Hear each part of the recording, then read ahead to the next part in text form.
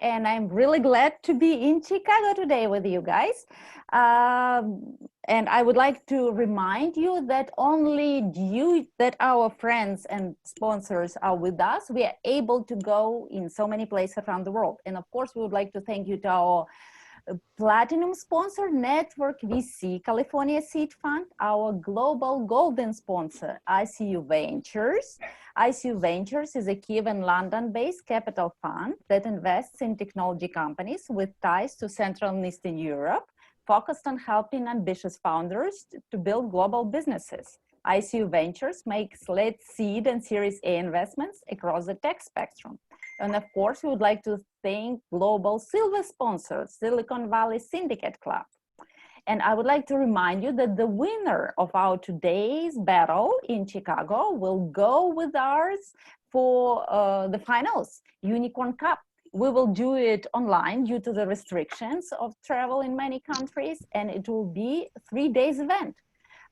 Asian Day on Hong Kong time zone, European Day on London time zone, and American Day on San Francisco time zone. There'll be a special pitch sessions for startups depending on their geographical locations, 2 sessions for European startup, 1 Asian session, and 1 American session.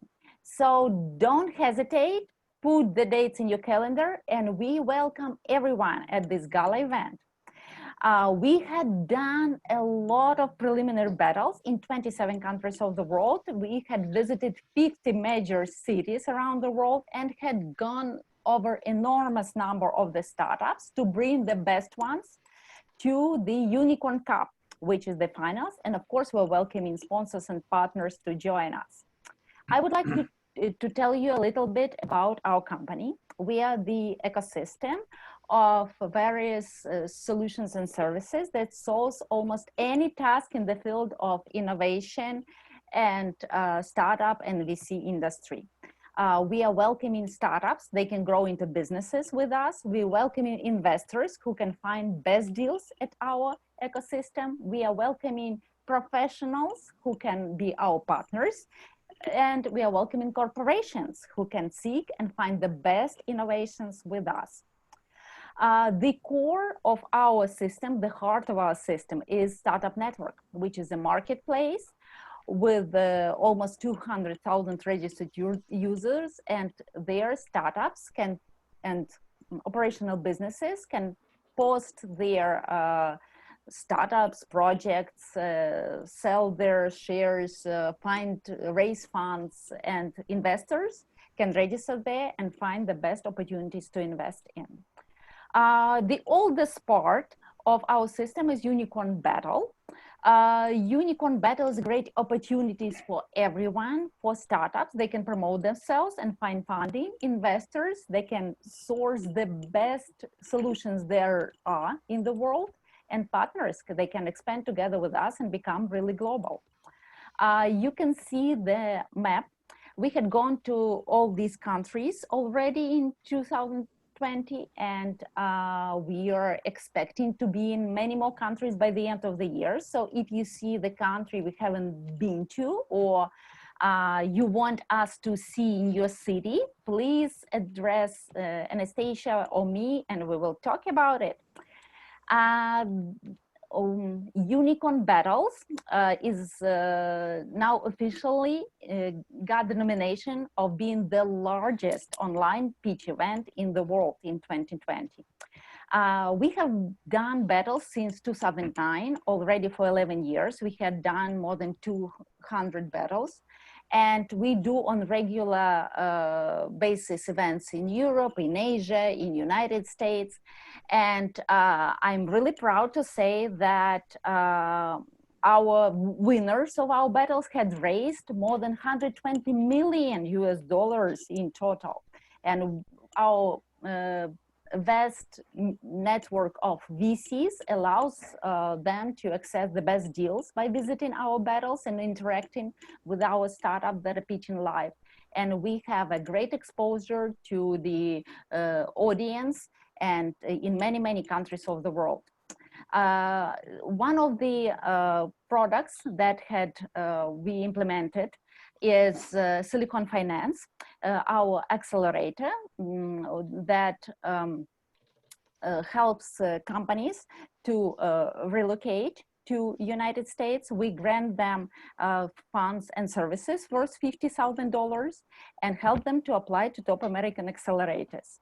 We invite best speakers and mentors to coach our startups online and offline for our acceleration program. So join us to become a better version of yourself. And Network VC, California Seed Fund, is a recent part of our SMART family with two current strategies. First one, to participate as an investor in our pre-acceleration program for the chosen startups. And the second one, to be a lead investor in our Silicon Valley Syndicate Fund. And Silicon Valley Syndicate Club is a special structure that allows venture syndicates for different startups be easily organized. Now, any investor starting with a check of $10,000 is able to join our syndicates to get an access to the best startups that we had found through our global network. So join us if you're a private investor or a partner. And I would like to pass a word to CEO of VC House, Natalie, and she will tell you about our recent product, VC House. Natalie. Thank you, Anna. Hello, everyone. I'm glad to see you here today. And I'd like to introduce you our new project, VC House. This is an invitation-only online community and a network created exclusively for VCs, where they can exchange deals in which they participate as active investors. And what is more, this is a platform for specialized LPGP events, where family offices and institutional investors have an opportunity to meet VC funds. We are planning the first meeting of our VC House Club in a couple of weeks. So I invite you to join our VC House Club. And now I would like to return the floor to our host for today's event, Anastasia.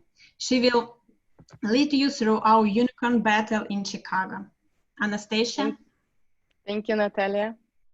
Thanks. And next, again, welcome to our unicorn battle online, and I will tell you what will be next. Our agenda. I would like to say thank you to our partners. It's Silicon Finance, and it's an event browse, so you can see all our events at this partner. So, and agenda, now we will go to introduce our jury, and then will be a startup competition. We will find out who will winner and networking. And we have a special guest today. It's Alexandra Sasha Johnson, and she's a president of Global Technology Symposium and co-organizer of Unicorn Cup. She will tell us about VC investments during pandemic after we will announce the winner and networking. So thank you all judges to join us today, and thank you for your time. And I would like to introduce Alexander Soroka, CEO of Startup.Network. Alexander, please introduce yourself.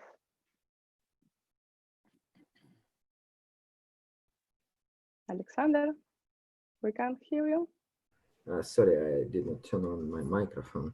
Yeah, I would like, yes, before Alexander starts to speak, this is like for new, all judges know what to do, but for the new ones, there's a little announcement. Please introduce yourself, like Alexander will do, telling a little bit about the industry you invest in, your average check size and geography. Thank you. Yes, Alexander, floor is yours. Yes, thank you. So hello everybody, and I would like to tell shortly about our fund. Usually we invest from 50 to 250K We prefer to invest in the startup which are located in United States or Europe, and we are industry agnostic. Thank you. And next one, I would like to ask Roman Nikitov to say something. Yes, good morning, everyone. And good morning, Chicago. It's evening in Kiev, actually. So I'm from ICU Ventures, and we invest anything from 200,000 to $1 million to companies that usually have some relationship to Central or Eastern Europe. We keep our portfolio open to the global stories, at least 30% of our portfolio. So that's why I'm excited to be here and looking forward to listening to nice pitches and wishing best luck to everyone, to every startup pitching today. Thank you. Thanks. So, and now any other judges can feel free to introduce yourselves. I can see all of them. Just Hi. yeah, go ahead. Hi, I'm Dr. Hi, Ruchi Ruchi. Dana. I'm a doctor and a Stanford MBA. I represent Dana Family Office. I'm logged in from Dubai, so family office is here in Dubai, but we invest worldwide into startups and other asset classes. In terms of startups, it's mainly early stage deals or pre-IPO deals. In early stage deals, our ticket size is around 50 to 500, and pre-IPO deals, it's much larger. I'm really excited about this battle, and best of luck to all the participants. Thanks. Thank you. Hi, maybe I'll Great to introduce. have you with us. Next one. Sorry, go ahead. Yes, sure, Robert. Yeah, go ahead. Okay, so my name is Robert Nivert. I work for 500 startups. We're pre-global. We have funds all over the world. We're generally seed, 150K checks, usually part of an accelerator program. We also have programs throughout the Middle East and Southeast Asia. In addition to our early seed programs, we do run accelerator programs. We're fairly well known for a bunch of those programs. We are very agnostic. We invest in almost any sort of startup with a few exceptions, things that take very large amounts of capital like nuclear power or space. But aside from that, we'll do almost any area of the world and almost any type of investment. That's impressive. I'd like to go. I'm John Baer with Stonehearth Ventures. I'm based in Silicon Valley. I describe myself as a recovering venture capitalist and serial entrepreneur. While I do make some small personal investments, most of my time is spent with startups all over the world, helping them figure out how to get from where they are to where they need to go. I spend a lot of time teaching and coaching and working with startups across a myriad of operational and strategic issues. Great to have you today. My name is, hi, can I go Hi, next? Phil. Yes, sure. Hi, my name is Phil Nadell. I'm the managing director of Forefront Venture Partners. We invest in post-revenue companies that are raising seed to Series A rounds. Typical investment is 500,000 to 750,000. We invest in US, Canada, Israel, and most of Western Europe. Looking forward to meeting the startups today, and thank you for hosting this event. Thank you for joining us. Okay, I'll go next. My name is Kathleen Jean-Pierre Coleman. I represent Angel Pipeline Investment. We focus mostly on seed. I'm based in Los Angeles. We cover all of the US, but only US only. And we are industry agnostic. We're particularly interested in enterprises that are women-led or representing underrepresented minorities across the US. Thrilled to be here. It's my first time joining the Unicorn Battle, and I'm excited to discover new companies. Nice to meet you all. Welcome on board. Great to have you. Hello. I can go next. Sure. Hi, I'm Kaustav Chaudhary. You can call me Casey. Great to be back in Unicorn Battle. I've been a judge in physical events for you guys, both in San Francisco and Los Angeles, and really excited about the quality of the startups I met there. So excited about the community. I'm the founder of Pitch Global. We have brought together investors and entrepreneurs for almost 10 years. We are also funded by US government to mentor startups. And so we are a conduit for US government funded mentoring, grants, and the likes. So really excited to be part of this truly global community and the vision of the founders. So thank you, humbled to be back. We are glad that you're back with us. I guess, so I'm Brian, I can go next. I'm representing Plug and Play Tech Center. So I'm sure most of you guys are familiar. It's the largest accelerator platform in the world. I represent the food division. Overall, we represent the interests of large corporations in the food manufacturing sector, agriculture, and other industries. We do about 250 investments a year. So we're a pretty big player in the early stage space, Series Seed, Series A. And yeah, I'm really excited to see the startups today and see what this is all about. Thanks. Yeah, hope you'll have fun with us. Hi, I'll go next. Sure. Oh, Marisa, nice to see you. Hi, I'm Marisa Alma McGinnis, and I was born in Chicago. That's why I decided to do this. I live in Silicon Valley, and I'm a full-time investor in startups and real estate. I'm interested in the areas of blockchain, space tech, quantum computing, AI, and I'd like to see more women in those areas. I am with Golden Seed, Silicon Valley, and we only fund startups that are founded by women, either founder, co-founder, or in the seed or in the C-suite. And the dollar range is 250K to 2 million. So these are seed and A rounds. And then I'm with a venture capital, Bloomberg Capital, whose headquarters is in San Francisco. They also have an office in New York and Tel Aviv. And they also do early seed round, and they do anything, it's under 10 million for their investments. And I'm really excited to be here today. These are great events. Thank you, Marisa. Great to see you. This is David Mendel. Hi, David. I think it's my fourth event of yours that I'm attending as a judge over the years, including 2 of them that were in person in LA.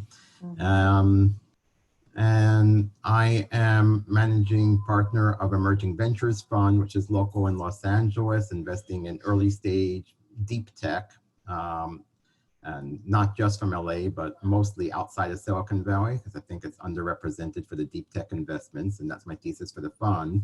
Otherwise, as an angel investor, I'm involved with Pasadena Angels and TechQuest Angels locally, and I'm an LP in many funds and syndicates throughout the world and a lot of Silicon Valley. And happy to be here.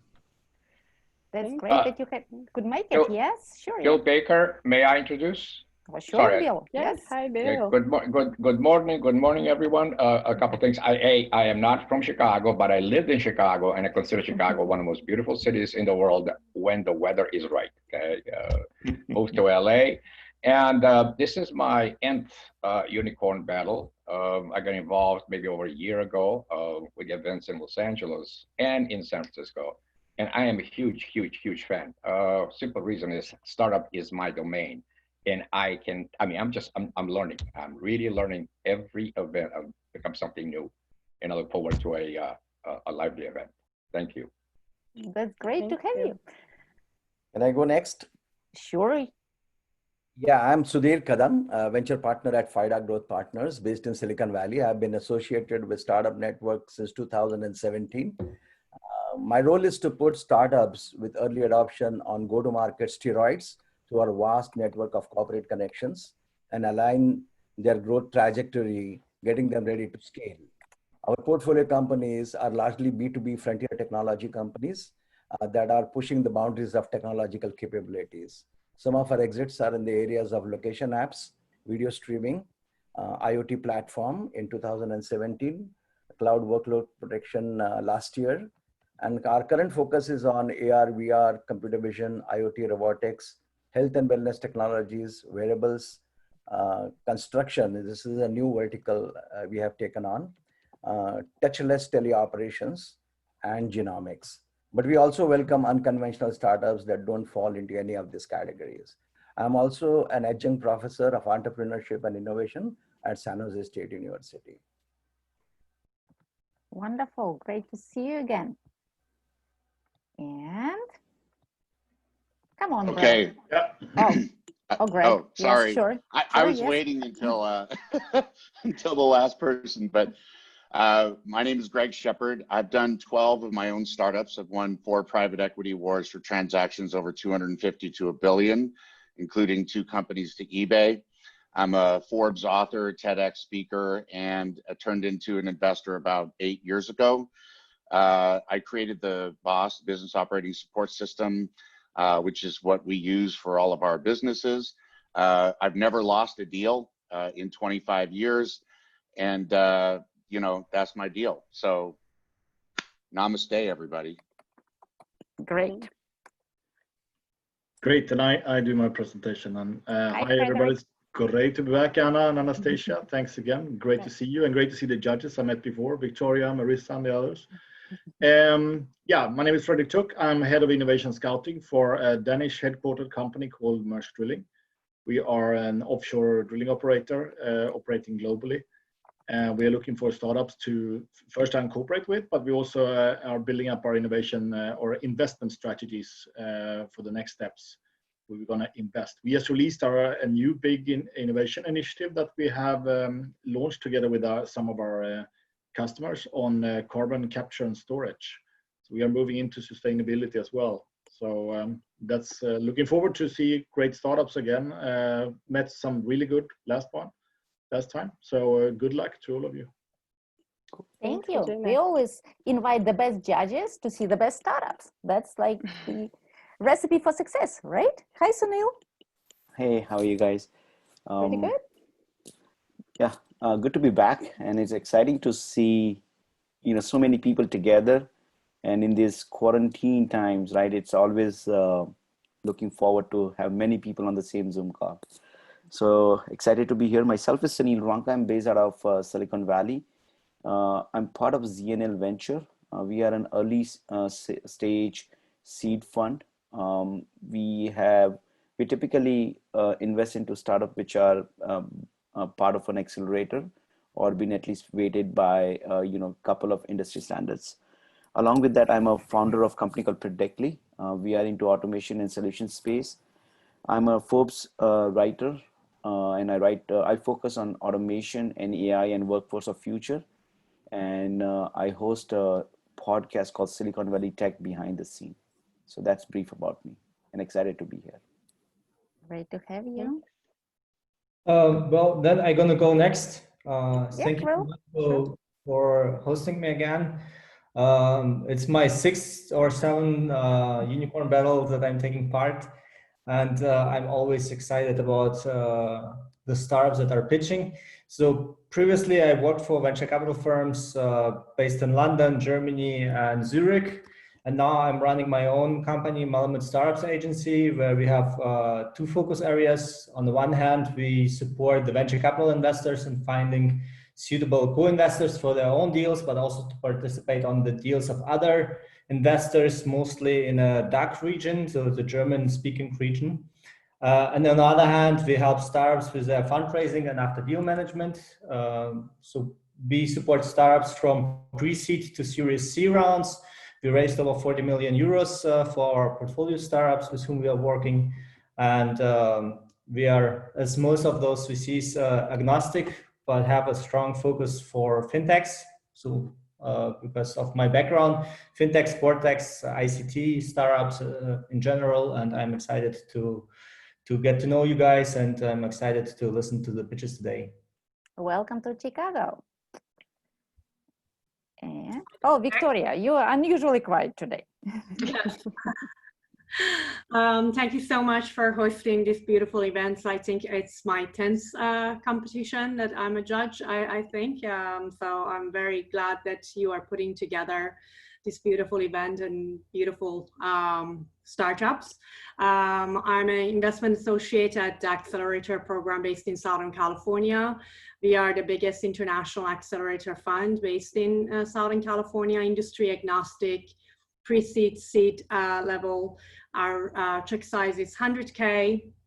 And I'm very much involved with the women communities, and I'm an advisor at Green Hills Capital and Astia Group and Bain in Middle East. And I'm very happy that I'm here. thank you so much for having me. Thank you. And next one. Can I go Will next?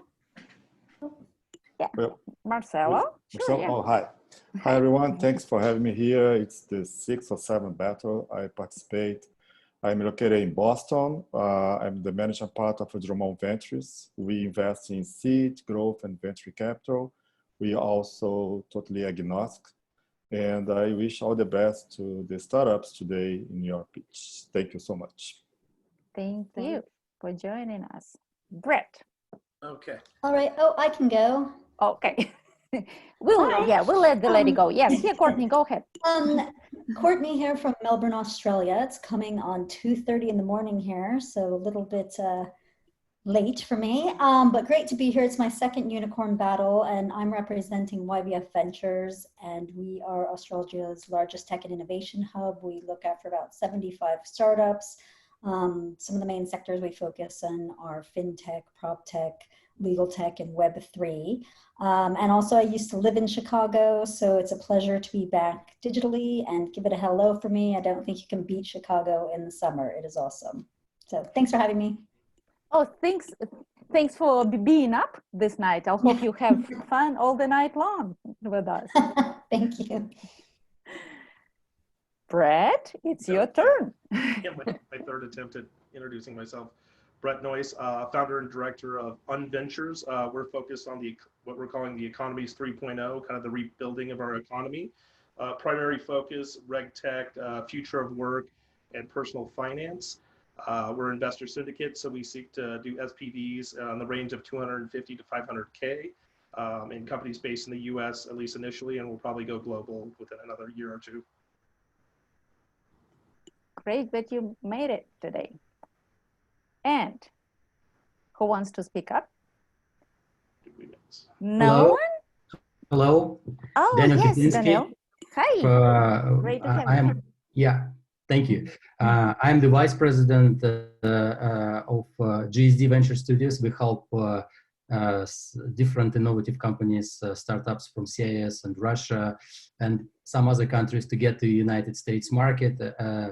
And we help them to raise capital, get traction, and actually hit the ground in the United States as a portal to the rest of the world. Also, I'm the founder of Go Global World community for startups, and I'm all around startups. So I'm really excited again to be a judge at your event, and I think I've been tons of times already, and once also a few times I've been on some physical events as well, offline, I would call it like that. So good luck with this event, exciting, and happy to be here. Great to have you. Wonderful. What a nice expert board we're having today. I'm so excited. Looking forward to the event. Anyone want to introduce himself or herself? No? Anastasia, I guess it's your turn.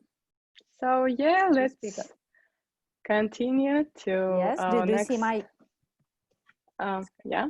Okay, Yeah, so that's our wonderful judges. Yeah, thanks again for your time for today's. And I would like to say some words about how you can vote. Recently, you received, all judges received a personal link to vote for all startups presenting today. And you just need to click this link we sent you recently, and just have after each presentation, I would say you have to put marks depending on investment potential from 1 to 5, where 1 is the less potential and 5 is the biggest potential. So if you don't have, or maybe you lost this link, just please let us know. Julia, our support team, will help you, and maybe I can help you. So just let us know if you don't have this link. We will send you quickly. And also, I would like to say our attendees also can vote for the favorite startup today, and just click thumbs up if you like it. Thanks everybody for joining us today, and we can start our pitch competition. So today's we have 8 startups, and we will start with first one. It's Health Tones.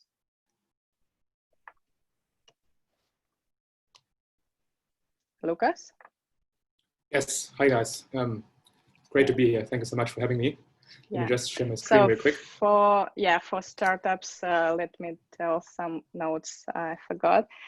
You will have 3 minutes to pitch, and I will stop you if you exceed the limit. And after this, judges have 3 minutes to ask questions or give some suggestions for your startups.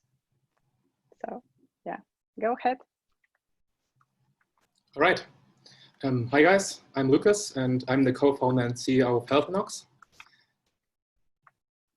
HealthyNox is a data-driven mental health platform built for organizations to provide their members with scalable and tailored mental health services and resources powered by artificial intelligence.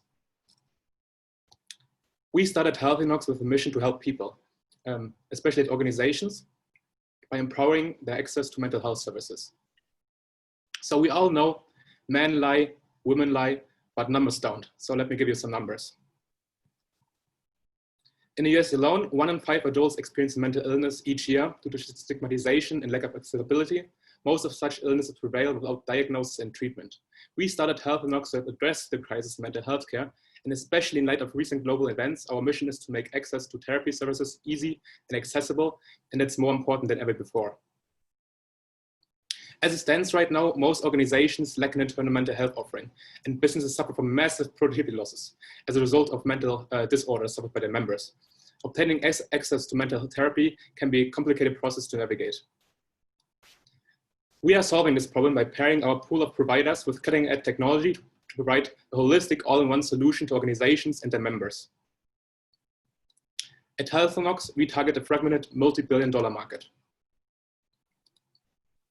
HealthyNox uses technology to intelligently mesh individuals with the right providers and treatments based on their symptoms, severity, and preferences. Our online platform helps members find care in just a few clicks. They can sign up and book appointments instantly and tap into digital tools that are tailored to their needs through our AI technology to build new skills and measure their progress. We only work with the most qualified and effective providers. Our business psychologists use only evidence-based methods proven to help people feel better. We make sure that our providers are all certified, have at least 5 years of experience, and are an expert in one of some of the focus areas. And there's more. So with our data analytics tools, we aim to help organizations gain data insights that drive decision-making. With our HR management dashboard, organizations can get visibility into member utilization, satisfaction, recovery, improvement rates, and mental health needs of the workforce. Whereas other competitors provide a limited solution, HealthyNox delivered a holistic treatment product with data analytic tools and tailored resources powered by AI. Our focus on personalized care and machine learning make the difference. We collected a top-notch advisory board with expertise across entrepreneurship, business, and academia.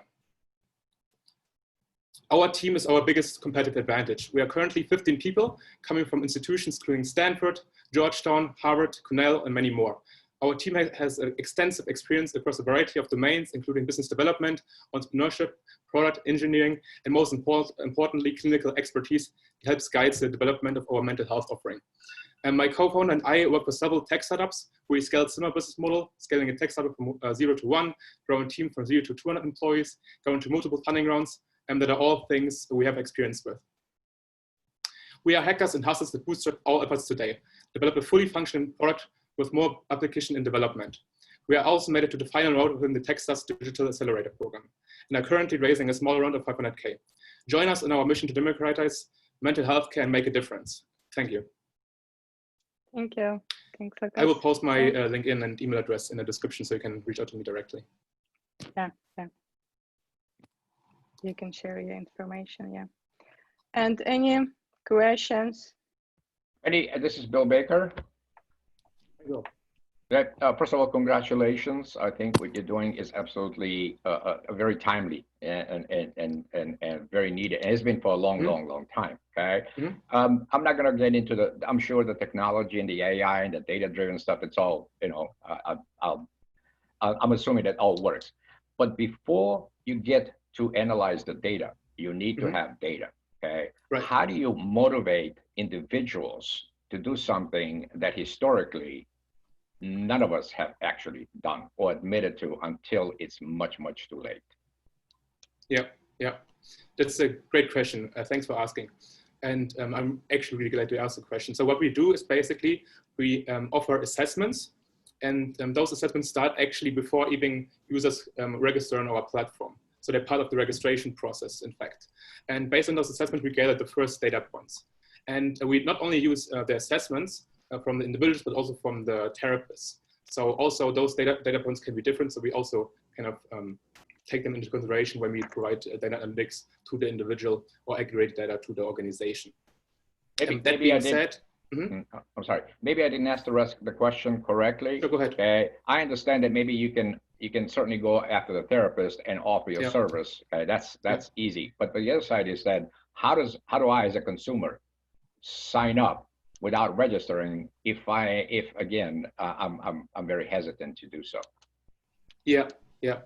What's a motivating what is a motivating factor for a consumer to even attempt the service, which I think is excellent, by the way. Yeah, thank you for the question. So it's basically just a motivation to feel better, right? All of us, we have like 50%, over 50% of US adults struggled with mental health issues at least at some point in their lives, right? And there's always motivation to feel better, and especially when it comes to performance, mental health issues are highly correlated with that. So there are numbers of different reasons why you want to seek help, and a lot of motivations there. But it's really like where it comes down to positive psychology, feeling better, living a much more enjoyable life. And Lucas, I'm sorry for interrupting. I apologize to the rest of the group for 3 minutes are up, but motivation and action are two very different things. Okay. Of course, yeah. How do you as a company get do a call to action to those quote unquote motivated people that are out there that are historically unwilling to take the first step? Yeah. So what we do right now, we partner with organizations that provide basically our benefits to the employee or to the students or the members, right? And we can definitely see some incentives coming also from the user that they want a solution like that, even more than from the organization itself. So I don't see like a big problem to actually motivating the people getting engaged. And we actually acquired a couple hundred users, and it was really actually easy to get them engaged in our platform. Okay, thank you. Oh yeah, thanks, Bill. It was 3 minutes. Yeah. Questions. I'll keep my mouth shut in the future. Just quick questions and quick answers to let everybody ask something. Yeah. Sure. Thank you. So if you will have other questions, we can discuss it after all pitch competitions in a networking session. Yeah. So please stop your sharing screen, and we will go next startup. Thank you. Thank you. So, and the next one is the squad. Yeah. Yeah. Hi guys. Can you hear me? Yeah. Perfect. Yeah. Welcome. Okay, let's go. All right. Hi, everyone. This is Poshak, the CEO and founder of Squad, here to show you how we're building friendships and not friend lists today.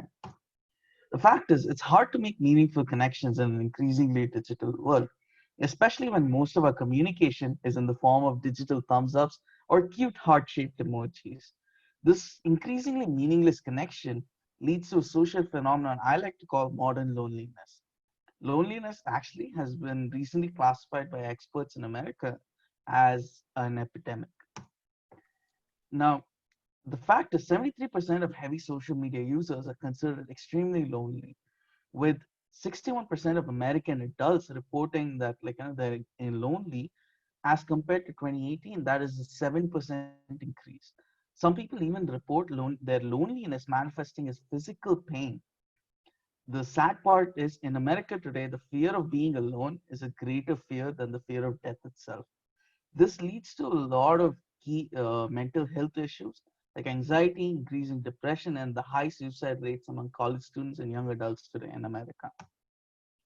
The key cause is that the overreach of social media in our daily lives has led to more people being socially disconnected from their local safety net and tending to focus on the number of global connections that they have. This just leads to an increasingly meaningless and superficial communication and connections in today's society. There are 21 major social media players like Facebook, Instagram in today's world. An average person has around 630 to 640 connections on their preferred platform, but they only have 3 meaningful friendships in their life. This just goes on to contrast the quality and the quantity of connections that we as a society are encouraging and building these days. And this is just a digital map of today's modern digital society, in which Facebook and Instagram, as I mentioned before, are highly superficial communication. Tinder and Bumble have become breeding ground for hookups. Meetup is too large for anyone to foster any meaningful friendships and connections, whereas LinkedIn is a highly professional network. So that our solution focuses on bringing people together in small groups of 4 to 8 based on their interests and personalities. And we verify each and every single user on our platform to ensure the safety and security and to ensure comfort factor to make these meetings happen. And lastly, we combine that with local events to help people make memories that matter with the people they will eventually matter to them. Our basic product, when you're signing up for Squad, you would essentially give us a list of your interests and your personality type. You would pick an event that you like. And once you find an event that you like, the only thing you have to do is sign up, show up, and have fun. Now, our competitive advantage is that we're highly human focused. Our entire platform our process mimics the natural human friend making process, thereby just shortening the entire process that usually takes about 6 months to a year to a time frame of around 2 to 3 months. We focus on local events to provide local businesses an opportunity to gain more business and people to experience their local neighborhood in a completely different way in small groups of 4 to 8 people. And since everyone is verified, and this gives us an opportunity to curate the experience. Now, the key linchpin in this entire thing is an automatic matching algorithm, which enables us to create these meaningful groups that will be the breeding ground for friendships in the long term. Now, our market size is there are around 19.9 million college students in the US alone as of 2019, with around $1,000 spent annually. An initial market size of around $19.9 billion to grow and capture. Our business model right now, we charge 5% commission on every transaction on our platform, while keeping the price point at around $15 to $20 to keep it affordable to our users. And we also charge us 5 to 7% service charge, with capped at 7% per transaction, depending on the transaction size. When we launched at IIT, my home school, we had time is up. Just quick finish, please. Yeah. Again, sorry about that. This is the traction we got around 200 users signups within 2 hours, and after we put the users through our process, we had around 90% positive responses to our interviews after. This is our team, our tech genius Antoine Foggs, and the person on our organizational wizard Delilah Early, and myself. With that, thank you for listening to my presentation. I look forward to connecting with each and every one of you. Let's build friendships of the future. Thank you. Thank you. Thanks, Prashar. And now questions. Yeah, this is Marisa. You've identified a huge problem that's growing. However, you have not identified a solution to this. So I don't really see, I'm on Meetup and LinkedIn and all of these, and I don't really see how yours, you do anything different than these other platforms. Yeah, so unfortunately, due to time constraints, I wasn't able to go deeply into it. But one thing we found when we were researching the problem as a whole is that when human beings on a daily basis, when we try to make meaningful connections, it only takes 4 meetings or 4 meaningful instances of meetings for one person to start being friends with another person, to create that connection. Now, our goal, what we are focusing on different is most platforms focus on one-to-one connection. They focus on putting people together, bringing people together individually in a one-to-one basis. But we focus on bringing them together in real life in small groups of 4 to 8 and allow group dynamics to naturally take the process, like naturally allow the process to occur. So what we're essentially doing is we're not like changing the way people make friends. We're just leveraging the internet to bring people together in real life, to communicate with them and let nature take over afterwards. We're essentially taking the pain points in the friend making process and the communication issues that people have today, with most people being scared to. There are a lot of issues that they have, like the fear of rejection, for example, is a big problem that stops people from communicating with each other. What if the other person is not interested in being friends with me? What if they're going to reject me? So we're just taking all these pain points out and allow people There are to a lot interact of with each other. there are a lot of startups that bring people together in real life. So what do you do that's different? And they bring them in small groups. Like again, I don't see what the difference what your white space is in this market, and it is a big market. Yes, ma'am. So while we bring people together, we also attach meaningful memories. Like we also attach events and experiences to those memories, thereby reinforcing, leveraging psychological studies to leverage and use those meaningful memories to kind of, what's the word? What? Sorry, pardon. Just struggling to put words together at this point. It's our goal when we connect these meetings with emotions created by experiences and events. It just reinforces the positive experience, thereby increasing people's, thereby first satisfying people's need to connect with each other socially, and to helping them form those meaningful friendships, which will ensure that those needs be satisfied in the future as well. So, Poshak, this Sunil, I think the world is going to be totally different between now and next 18 months to 24 months. Human interactions are going to reduce because of the pandemic, and your core business model is all about meeting in person. Um, how do you survive in this scenario? Yeah, Just very quickly, Pashak, okay, because our time is up again. Just quick answer, yeah. Okay, we actually conducted surveys among young adults, and we actually went out and interviewed a lot of people. And one thing that we find out, despite that COVID-19 happening and a lot of people being scared to a lot of infection risk and all of that, people are still have that need to meet with each other in the real world. These like a lot of college students are looking forward to, in fact, going to community events rather than individual events or Zoom events online. So that was why we decided to double down on our or double down on having people meet in real life. It is it's an emotional connection that's like completely, the emotion of meeting someone in real life is completely different from interacting with them on a virtual platform like Zoom or Facebook, etc. And we aim to create those relationships and cultivate those relationships in the long term. Okay, thank you, Pashak. You can discuss anything in the chat. So yeah, time is up and we have to go next. Thank you for your participation. And the next startup is my purple folder. And Kelly.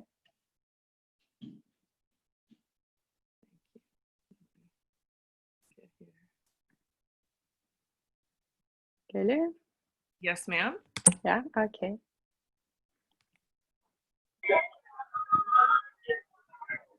Can you all hear me? Can you hear me? Yeah, make the full screen and go ahead. Okay. Good afternoon, good morning, and good evening all over the world. My name is Kelly Thomas Drake. I am the CEO and founder of a healthcare mobile app impact company called My Purple Folder, the Patient Care Easy Button. What we do is we create a universal digital healthcare master key that connects seamlessly to all of your electronic medical record systems, regardless of how many hospitals, cities, states, and/or care providers you're associated with, so that you can have a seamless navigating experience with your caregivers, yourself, as well as your care providers. And we do this all without storing the information. The reason why it's called My Purple Folder is because at one point in my life, I had to step away from everything I was doing to be a full-time caregiver for my grandmother when she was diagnosed with cancer. And we kept all of her information in a purple accordion folder. What we started to notice, and I come from a by and large all medical family, they're all physicians, are the redundancies that are asked of patients with an intake, discharge procedure, longitudinal records, all of those kinds of things. And it cuts down on wasted lag of efficiency. I'm sorry, Kelly. Sorry, your slides not goes anywhere. So okay. Is it okay? Or I just? No, it should have been. Has it gone somewhere now? It's still first slide. Can you see it? Just first slide, yeah. We can see the slides, but it's staying on the very first page of the presentation. If that is the intent, then it's correct. Otherwise, that's not the intent at all. So 1 second, let me restart the share. What happened? You might have to scroll down instead of clicking. That might address that problem. Right. So love technology, of course. Bear with me, sorry. And so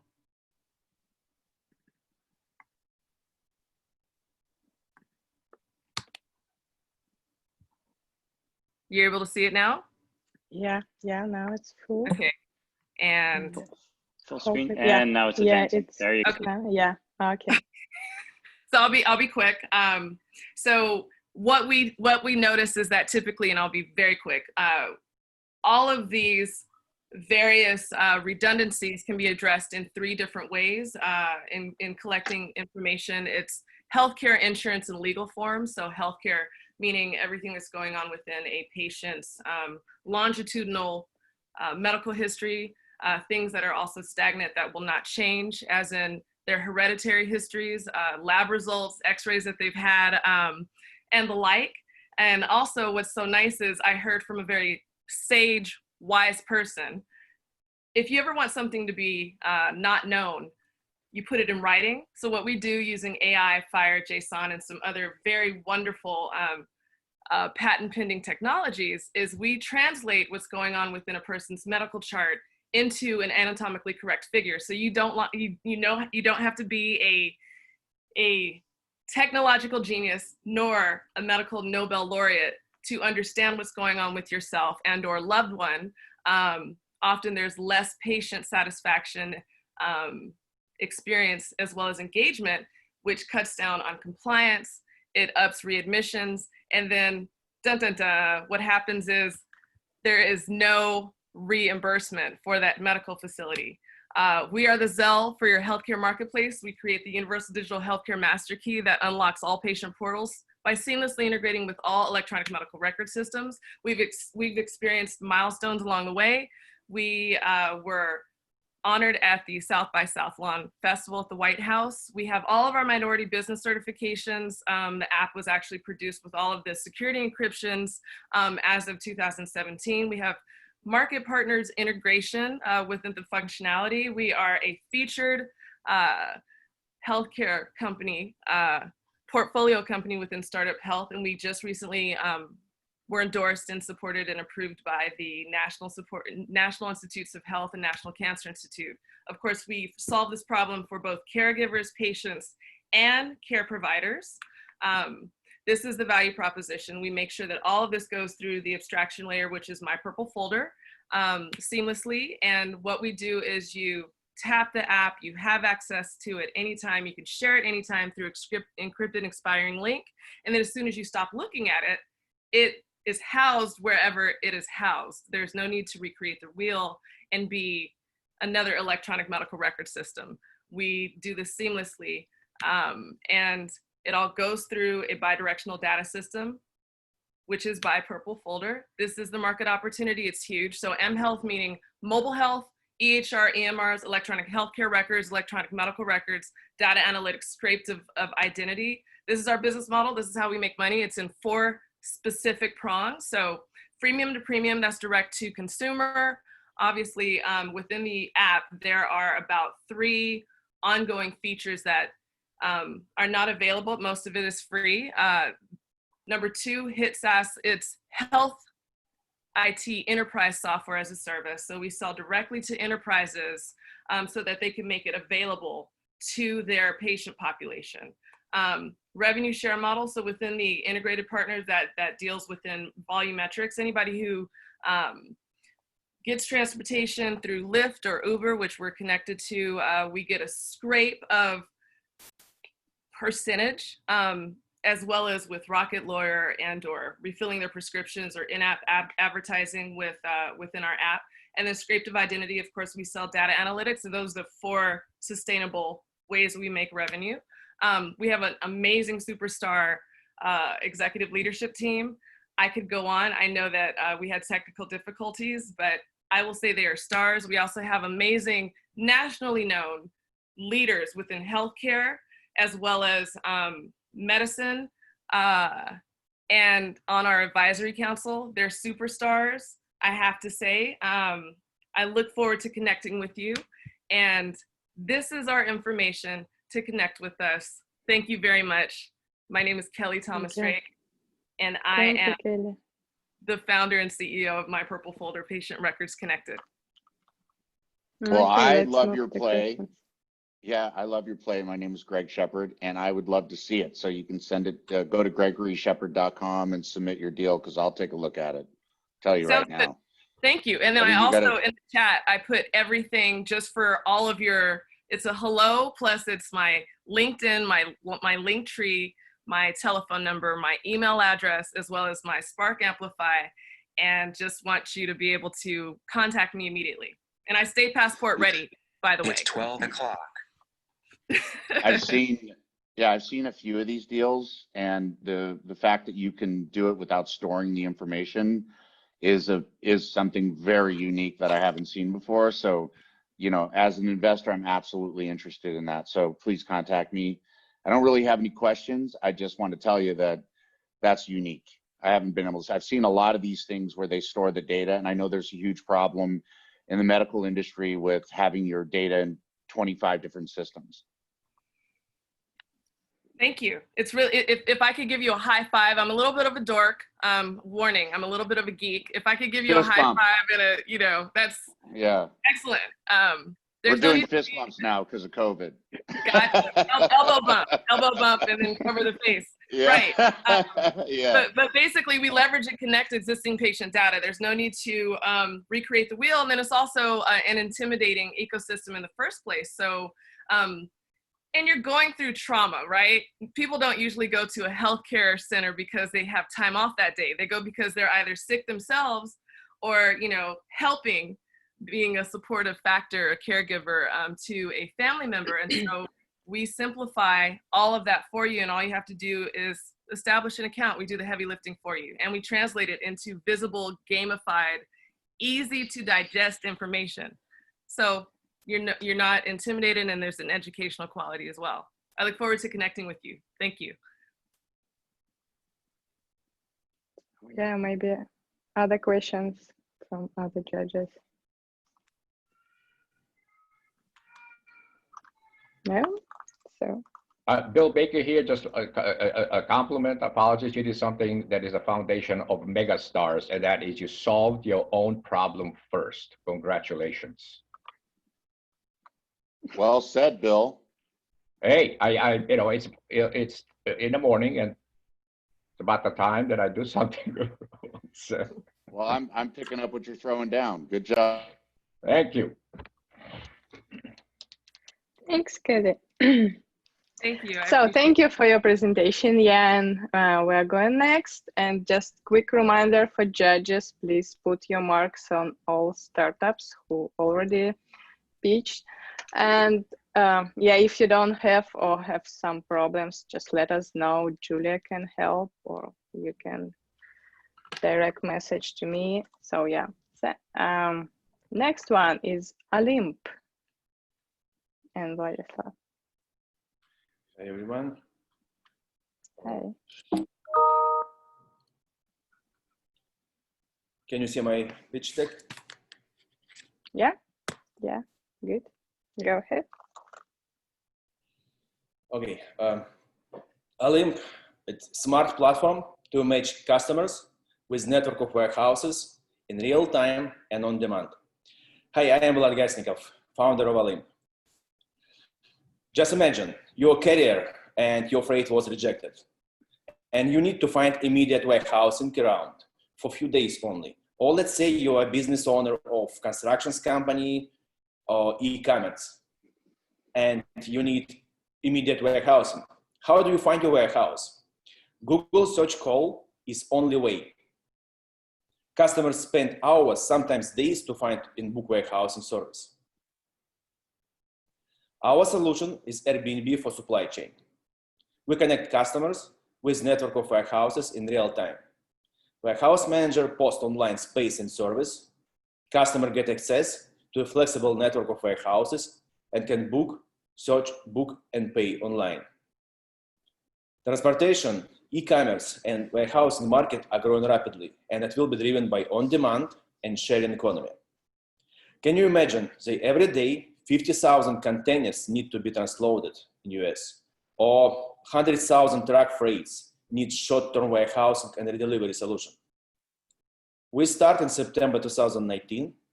Up to date, we have 200,000 revenue and 1,100 warehouses in the network. Our business model is easy. We take 15% fee from each transactions. Next 18 months, we are looking for 3,500 transactions, realizing $3 million revenue. Olymp value proposition, a real-time on-demand service, flexibility of locations, and no minimum for the service. Our competitors do not offer immediate warehousing in real time and use traditional brokerage business model with minimum order size and time terms requirements. Our team has developed and implemented multiple logistics and transportation solutions. I am 42 years old. I have master's degree education and 20 years production and supply chain experience. Previously, I worked for BMW, General Motors, and Nissan. On my last position, I managed 1,200 people to produce 700 cars per day. Next step, I took my own transportation business from scratch to $50 million annual revenue within 3 years. My co-founder, Peter Delman, 50 years old with 28 years supply chain sales experience. Peter developed annual sales in previous company from $1 million annual to $157 million. This company was sold in 2016. Thank you for your attention, and I'd like to answer your questions. Thanks. You're just in time. Thank you. Hi, Vlad. This is Casey from Pitch Global. I have a quick comment. We have seen some solid funding in this area in freight brokerage in the last 2 months. One company, Cargo Chief, they have almost closed a round. Another, Telemetrics, and I know these people really well. So I'll email you and I'll connect you with a couple of them, because there could be some ways by both of you can collaborate.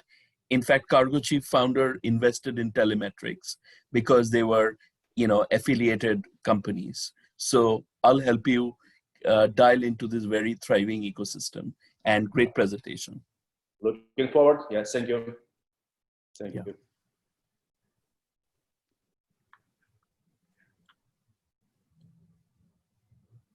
Oh, any other questions or feedback?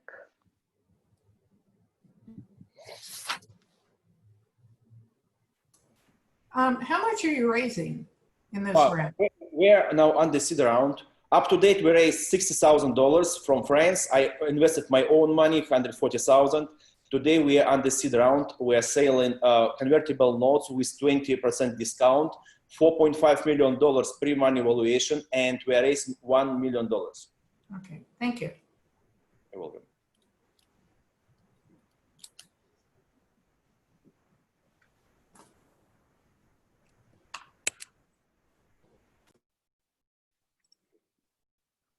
So thank you, Vlad. So if no any other questions, yeah, just you can share your information in a chat, and yeah, we are going. Please stop sharing. Yeah, thank you. And we're moving next. So, and the next startup is TeacherX.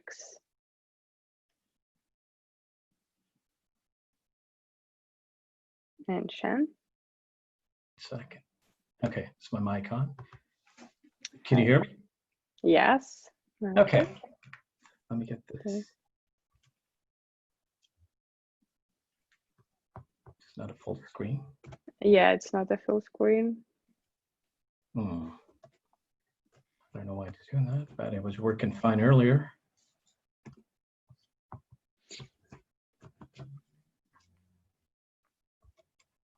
Okay. Full screen now? Yes. Go ahead. Hello, everyone. My name is Sean Hyder, and I'm the co-founder of TeacherX. TeacherX is an educator recruitment platform that pretty much connect vetted educators with K-12 all over the world.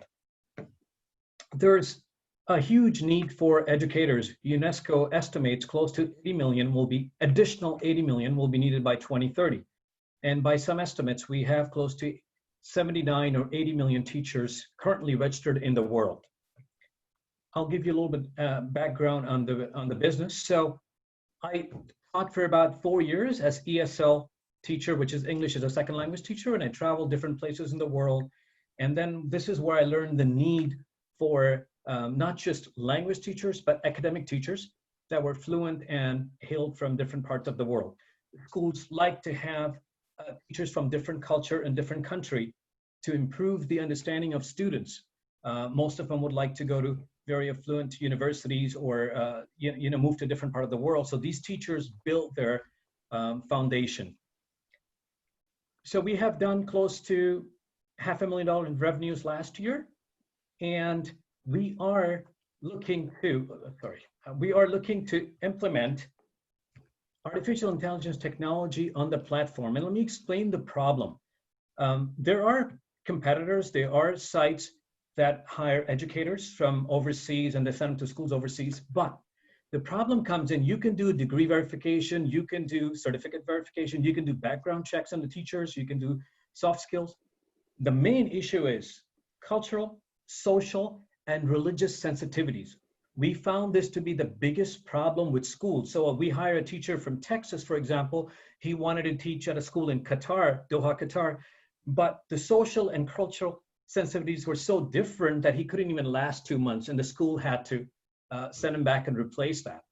So what we are trying to do, the solution is to have on the platform where we have profiles of teachers, so they could they could give permission to the platform to do their background checks. It's done by crawling all over the social media. I'm not going to go in much detail, but it goes in crawling social media, looking for posts that you've done, and it comes back and tells you that this country is not a suitable country for you. You might want to apply for Spain. You don't want to go to Saudi because that's not a suitable country for teaching. So the business model, basically, we have teachers subscribe free to the site, and we have close to 10,000 registered teachers on the site now. But they could opt to. It's an optional service where they could pay extra money and they receive consulting. They receive resume upgrade. And then the second option is where school pays its recruitment fee that average between $2,000 to $3,000 per teacher per school year. So only once in a year. The third option is which was intended before COVID-19, but we hadn't applied that to the system, which is one-to-one lessons. With 10,000 teachers already on board, we have received a lot of requests during COVID-19 to provide curriculum-based lesson, not just English lesson, but IB teacher or Cambridge curriculum, different curriculums. So this is another thing that we're going to add. And the school registration, we charge $650 for school registration. That's one-time fee, it's one-off. And then professional development courses. We have courses in Canada and US or online courses that teachers can take to improve themselves. Market opportunity is very big, 1.2 million. Sean, just very quickly, yeah. Yes, so 1.2 million schools all around the world, language academies, international schools. And this is the team. We're looking for between 1 million to 2 million USD, and preferably on a convertible note, if possible, and safer convertible note. I'll be happy to take any questions if you have at this moment. Thank you. Hey, Sean, this is Sunil. Good idea. Actually, I recently invested into one of the ed tech company, and I think the biggest problem was finding the right suitable teacher for the cultural mix across the globe. I've just sent you a personal note on the chat. Would you mind connecting? That'll be great. Sure, Sunil. It'd be a pleasure to connect with you, and I'll be able to answer and send you some information on that as well. Thank you so much. You're welcome.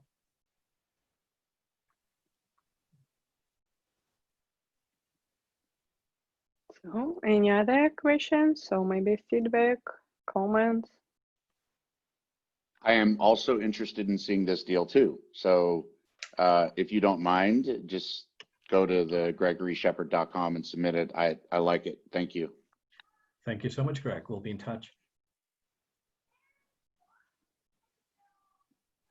Marissa, do you have a question?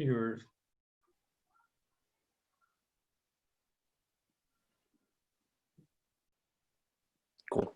Thank you so much. Oh, yes. Thank you. Can you say something on your competition? So you were like good on the problem and the solution is great, but can you touch base again, maybe on the competition and what's your competitive advantage over them? Sure, very briefly. I know Anna is staring at me, so I'll answer you very briefly. There are two markets out there. One is called a job board, where a school just goes up there and just posts a job. So there's no vetting done, there's nothing done, and you get tons of resume flowing in. Now, people don't realize that it's very cheap, $600 or $500 to post a job, but the cost is very high on the HR end. When you get 1,000 resumes coming in to vet them, to go through the interview process is very expensive. That's one category. The second category is the direct competition that we see is Search Associates, GoOverseas.com, TeachAbroad.com, but none of them have the sensitivities that we're talking about. It's basically a teacher comes in and they look at it, okay, you've taught at kindergarten, so you could be a kindergarten teacher. You've taught at high school, you could be a high school teacher. They do background checks, criminal and stuff, but there's nothing about these three sensitivities. And this is the highest reason. An average cost for a hire is $4,000. Average cost for a bad hire is $16,000 because the school pays for the flight, housing, replacement. And during school year, it is difficult. You can find an engineer, doctor, everyone else, but you cannot find a teacher in October or November because they're all in contract from August to June. So that's why the cost is very high when you make a mistake. And most of these hires are done on Skype or WhatsApp or Zoom call. Did I answer your question, Daniel? Yeah, you did. Thank you so much. Welcome. Thank you. Thanks, Sean. And we're going next. Thank you. So, and the next startup is Ambrosis. Yes. Hello, do you hear me? Yeah, we hear you. Hi, good day, dear judges, colleagues. It's super nice to be here with you today. So my name is Jan. I am CEO and founder of Ambrosis company, and our product is Another Watch. Jan, can you share your screen? Cool. One second. Yeah, we can't see your Sure. presentation. Sure.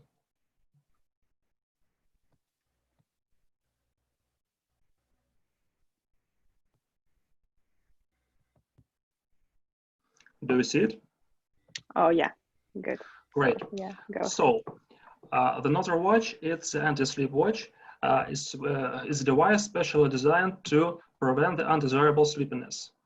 So it has a great, great market capacity for people who must not fall asleep during their professional or private activities and events, like indoors or outdoors.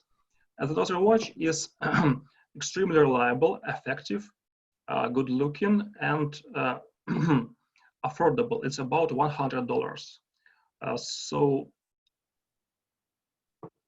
the effect is equal to the strong drugs, but without side effects. And it works silently, stays out of view, so it can be used in any situation. So our number of our customers just in the US is more than 30 million persons, much more, because just number of students in the US is about 20 millions. So how it's work is it's nerve stimulation of the hand by a wide range of sensations, from a tickling to a pretty strong impulses, which works very effective to eliminate sleepiness. And with many side functions like usual functions of any smartwatch, timers, timer, stopwatch, alarms. And the point is, it's not just a tool, not just a specialized tool, but a cyberpunk styled self-improved gadget, which is close to implants, but without so many troubles like implants.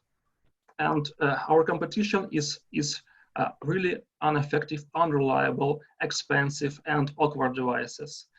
So for many reasons, our solution will be a market leader with good commercial, with good advertising. So we have done a huge pile of work, including large-scale R&D that proves another effect, the test on human volunteers, publications, reviews, and many positive feedback. People literally write us that the device saved their work, their job. What about our current status? We sell this device for about a year by guerrilla marketing to fix some technical issues, because it's completely innovative way to solve the problem. No one never did this way before us. So there were bugs, there were some problems which we already fixed, and we're ready for scaling. So we have strong stat, huge margin, and large conversion on Amazon. And our goal is to sell 1 million units within 2 years. And that's how we can achieve it. So the essential part of our goal is commercial strategy, because we initially intended to use very immersive, engaging strategy by cinematic commercials, which we call another universe.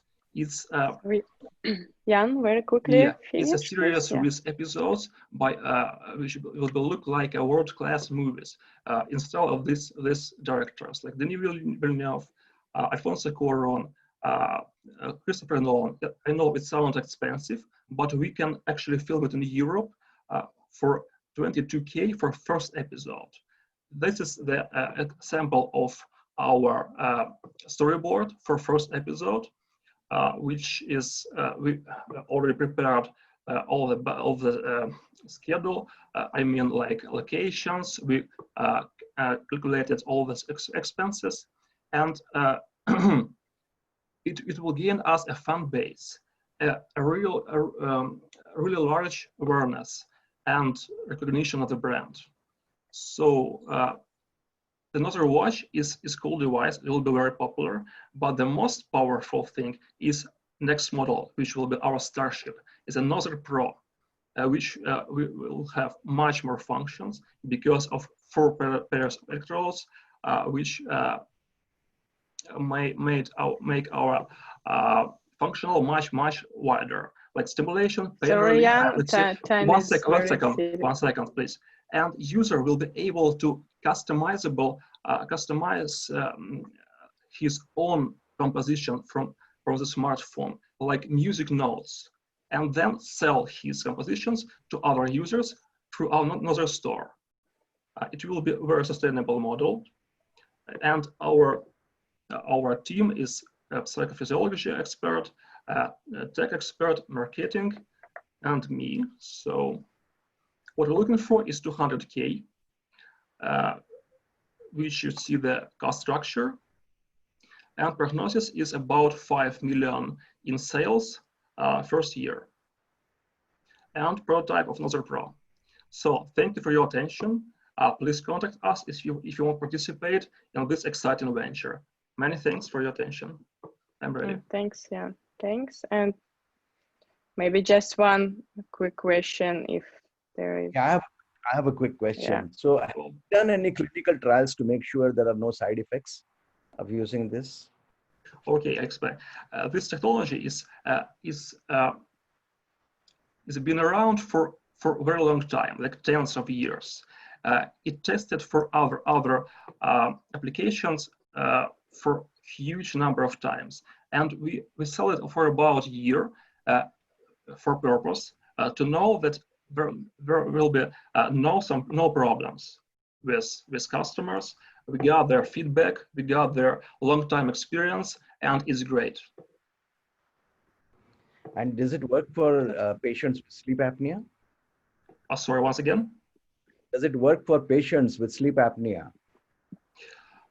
Actually, it's not our field of application. It's a bit different.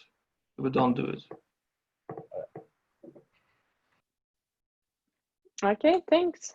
Thank you for your participation, Jan. Yeah, please stop sharing your screen and yeah. 1 second.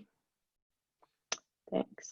So just quick reminder again, please judges vote for all startups, and we don't have too much time after our presentation to put the marks. So, and we are moving next. That's next startup is Moncron.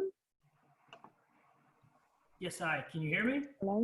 Yeah, we hear you. Great. Good. Share your presentation and go ahead. Can you see my screen? Yes, good. That's perfect. Yes. Great. So my name's Lance. I'm from Montreal, and we do digital health detection. What is that exactly? Basically skin disease and illness detection. So with the click of a button, we can scan for basically melanomas, acne, and a bunch of other things. Right from your phone or even web browser, we've been able to utilize as well. And using computer science and machine learning and AI, we've been able to have a probability rate and an algorithm that we feel is pretty good to be able to give an outcome of a detection. We don't call it a diagnosis for legal reasons, of course, but the detection allows us to give you a probability rate of should you be going, maybe seeing a professional or not. And the reason for that sometimes is you may have something like an STD, STI that might be embarrassing to go see a physician for, or maybe you're underinsured, or now we have telemedicine. It might be another thing to try to help your patient remotely without having to have them come in. And using our tool, it's a simple click of a button and sending it to us. You might ask, well, how big of a network do we need to be able to do that? Well, we make our models based off of sometimes hundreds of thousands of imagery from the NIH and also local dermatologists here in Las Vegas, in Chicago, New York, et cetera, that we've been able to work with. From a click of a button, we can send that right from your phone to our servers and do all the hard work on our side. And using just that snap of a picture, we don't need too high of a quality, but decent lighting. We're able to detect STDs, STIs, and again, now even cavities using a microscope that can connect to your cell phone using USB-C for Apple Bluetooth. So here's a demo real quick of what our web scanner basically looks like and how the detection process works. So as you see here, it wants to load for us. Hopefully, there we go. So as the picture was taken, it sent it to our server, and as you see, it kept keeps coming up negative, thank God, for no syphilis or acne or any of the other things that we're able to scan for. And that's not all. Basically, the ability to have physicians or physician assistants to be able to scan patients before they get into the room, the doctors. It also acts as a second diagnosis or detection rather to help said physician before they come in to kind of understand what the scope of what the patient is undergoing. Also remotely, it's kind of useful as well, especially if you can't get in. But anyways, I'll make it quick, but that's the idea of what we're doing, and also working with a couple pharmaceutical companies so that they can have a web-based scanner to be able to offer that on their website. So one of them is a herpes company. They have a medicine for herpes, and the idea is to allow the future patients or customers, however you want to look at it, be able to scan on their website and have a probability of they may need this medicine, and then the opportunity to either have a physician go and prescribe it, or of course, if it's an OTC item, they can go and purchase that. But yeah, if anybody has any questions, I'm open to hear them. Thank you. Thank you, Lance. Any questions?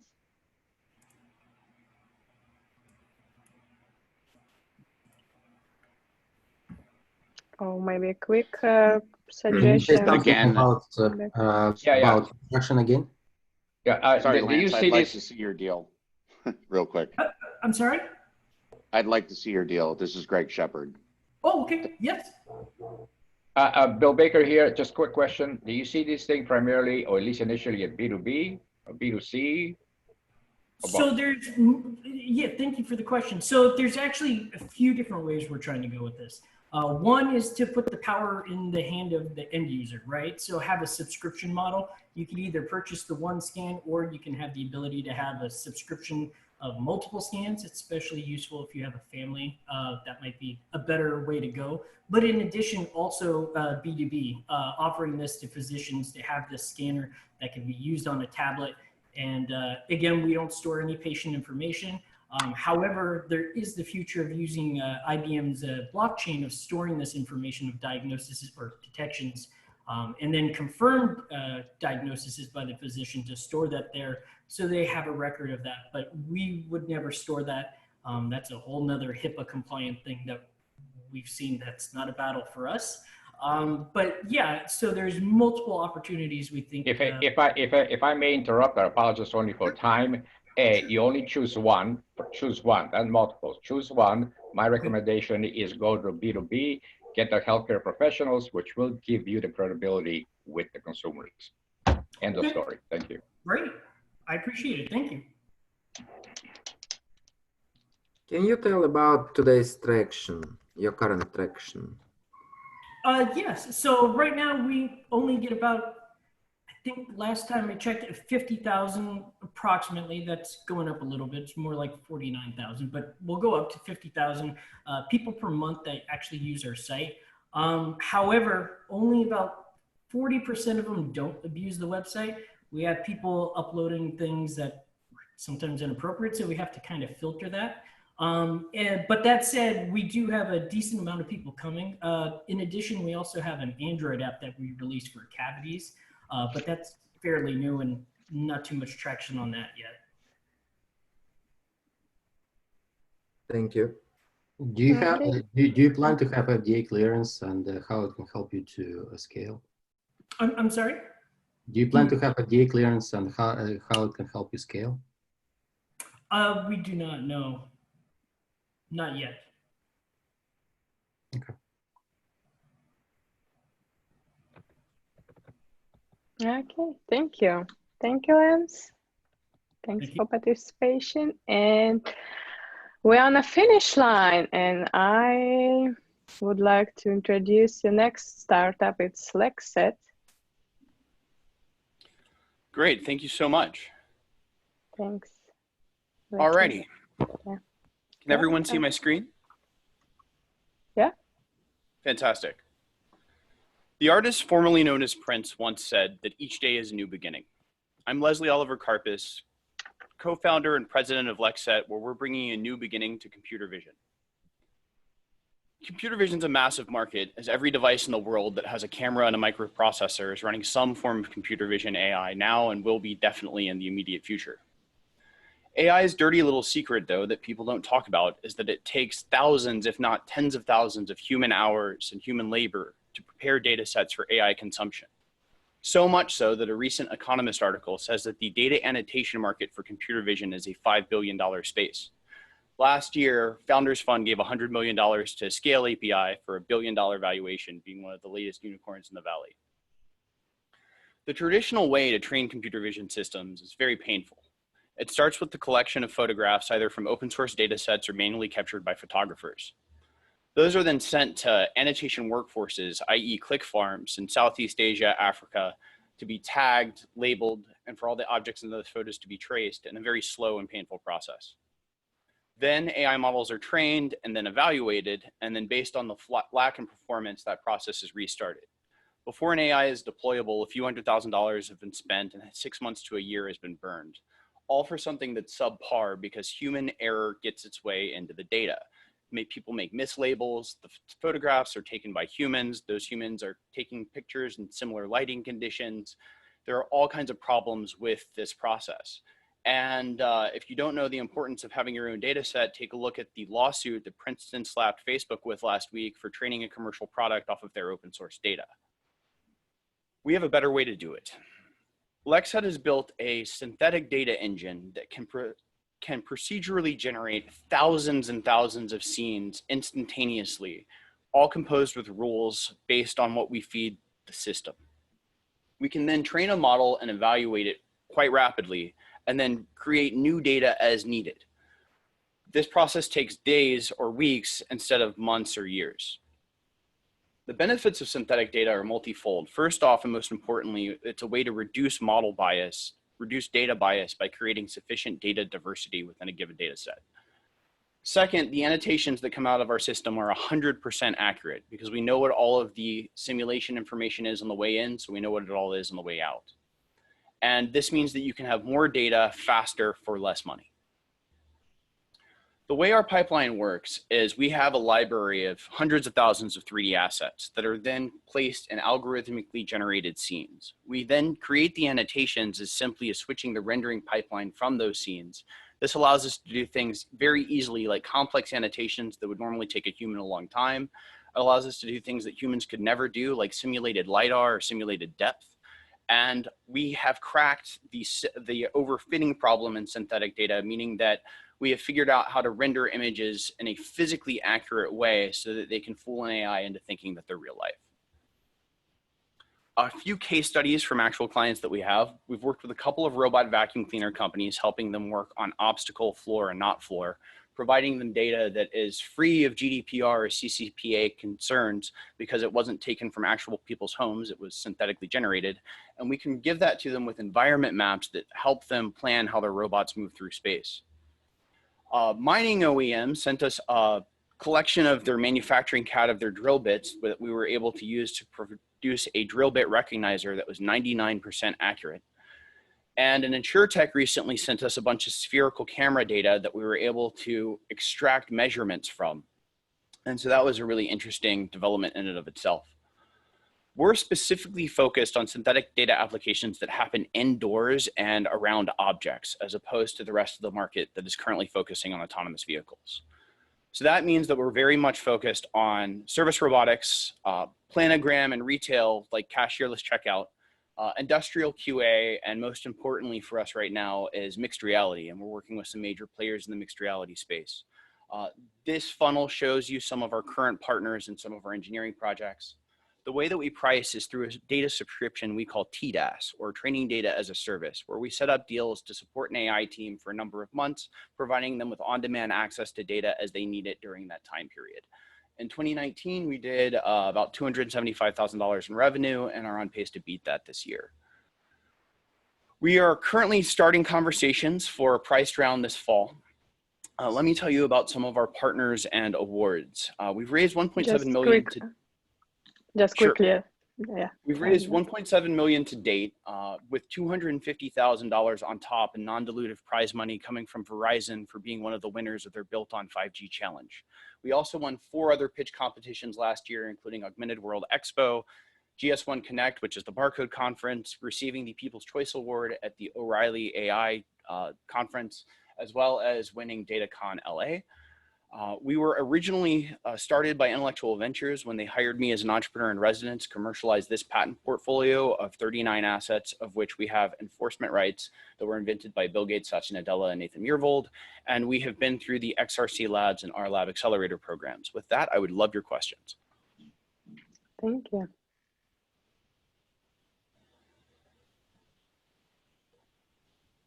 So any questions, suggestions, feedback, comments?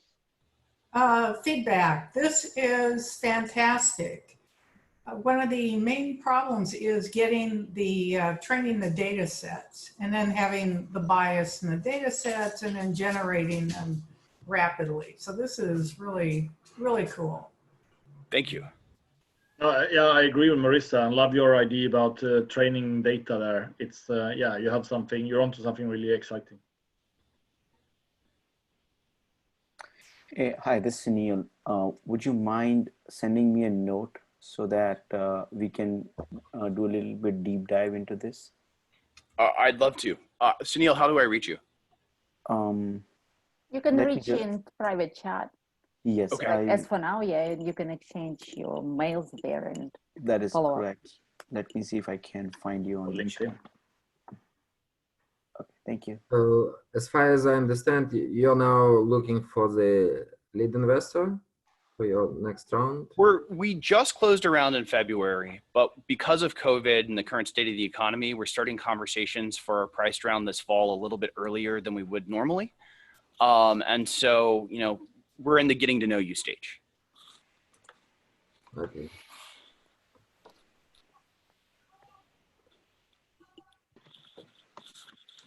But if somebody wants to preempt that round early, we're not going to complain. And can you share like how COVID impacted your company and how did you leveraged based on that? I'm sorry, can you repeat the question?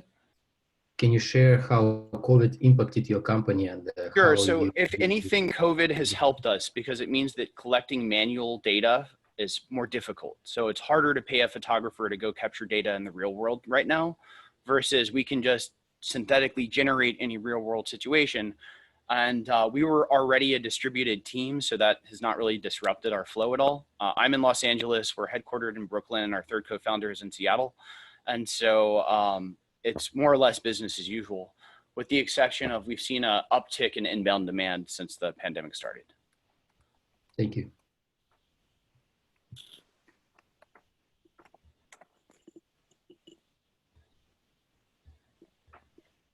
Oh, thanks. Thanks, Leslie. Thanks for your participation. Thank you all so much. I really appreciated being here. Yeah. Thanks. And so, and yeah, thanks everybody for attend our event. Thanks all companies who. Oh, come on, we are not saying goodbye yet. Not yet, but I just wanted to say thank you for your participation, and we are waiting for judges to put all marks for all startups, and maybe 2 more minutes. We'll give everyone 2 more minutes to put all 5s to everyone. Yes. And then we'll be closing the vote. And after, we will hear some insights from our great friend and co-organizer of our Unicorn Cup, the finals of the largest online global pitch event in the world, Unicorn Cup's Sasha Alexandra Johnson. But it will be happening in just 1 minute. And girls, are you ready to? So yes, I think we have the results already. So we are closing the voting, and according to judges voting, the first place goes to Teacher Hold on, X. come on. It was supposed to be nice. Okay, hold on a second. Oh. Say it. Teacher X. Wonderful.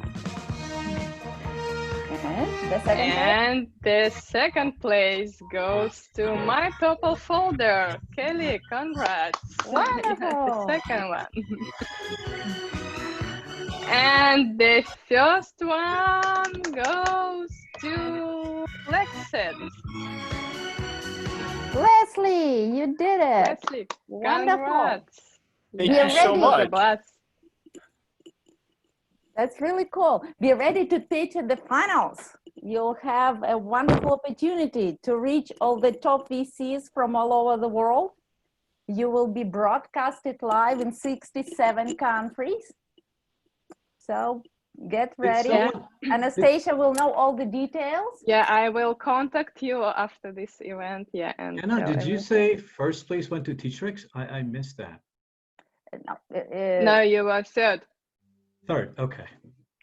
But you always have an opportunity also, to join us for the finals, and Anastasia will tell you a little bit more after that. And please So announce I would, important part of our event. Yeah, I want to let a word for to Alexander Soroka.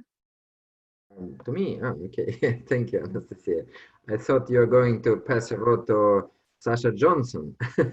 And after this, yes. Okay, yeah, now we have a networking party, you know, in the real life, it's much probably be interesting, but we cannot do it now in real life, so we do it in Zoom.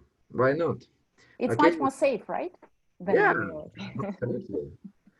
So, Sasha, are you with us? Is there anybody else left? I think after such an intense session, I think everybody is gone. No, we still have people online? Yeah, absolutely. No, nobody has left. Only one person has left, but it was earlier. I don't wanna, it was the first time you asked me to share some glimpses from Silicon Valley. It's hard to imagine it was, what, 3 months ago? And that was this total panic. How do we invest? Do we invest at all? What happens to startups in the world? Like, what is going on? And I remember the first 3 times, and we did it all over the world, right? But my glimpses were from Silicon Valley, and we know that it's not the first crisis that hit us, and people who've been investing for a while have seen it wasn't the pandemic, but there would be something else, like a financial crash or the stock bubble and all that. But still, the venture capital somehow regroups and continues to do what we do best, that is invest in new technologies. So what is happening now? If the first month, the venture capital in Silicon Valley was pretty much reevaluating the existing companies and deciding what companies should be supported, what companies, probably won't survive. And the interesting, it's easy to mention an industry which is hit the hardest, and then all the companies around that would be, well, probably it would be harder to survive. And that, of course, is the travel industry and everything that is surrounding the travel industry, be it the small companies or bigger companies like Airbnb. But then new models have emerged, and those new models are rethinking the way we live. And the industries that are really active in Silicon Valley, it's healthcare, education, administrative, like digital health has been around forever, but now it's really picking up. And if you look at the investments that were going into that field, it's really skyrocketing. And the same thing with the education online. E-commerce, if you look at the gig economy, if you could separate it roughly into 2 categories, stuff companies did for a consumer and stuff they would deliver to a consumer. So when you look at the stuff that you do for a consumer, of course, those companies are surviving. I mean, are they in trouble? But the stuff you deliver to a consumer, that's why you look around the world and companies comparable to DoorDash or Instacart and others, they're just flourishing. Then now, when you ask startups, is it easier to raise money or is it harder? The startups will tell you it's harder because I'll get back to that. But if you look at the investment capital and if you look at absolute terms, how much money was invested during pandemics, it's actually higher than it was before. But then you look at the stages of those companies, they're mostly later stage companies. Because now, after 3 months, it's clear, I mean, it's not clear, but you see a pattern. What will survive the recession and what will survive the turbulence. So the checks are bigger and the venture funds that were fortunate to be done with their own fundraising are as active as ever. So if you are a venture capital fund trying to raise money, well, that's much harder. And I can tell you that from the personal experience, because while Zoom is wonderful for all kinds of stuff, including investments in a later stage deal, it's really hard to evaluate a team if you've never met them before. So the early stage investment category companies will need to adjust, and it's still a big adjustment. Because when we evaluate deals, early stage deals, you know, there are all so many ingredients to that decision-making process that not having met the founders and the team before makes it really pretty complicated to make that evaluation. But if it's a later stage company and you have seen them before, then it's possible to do all kinds of stuff on online and through video calls or whatever and do your due diligence. Having said that, I still know enough funds that are still investing in the early stage companies. But again, if you know that they have adjusted to the changes in our life and if they're servicing the current needs. Another phenomenon I'm observing is bigger funds allocating special pockets of money for early stage deals, but then they pick the industries that are clearly coming out of these pandemics as winners. Well, obviously, all kinds of online tools, yes, it will stay with us for a while. Arguably, might replace certain face-to-face meetings.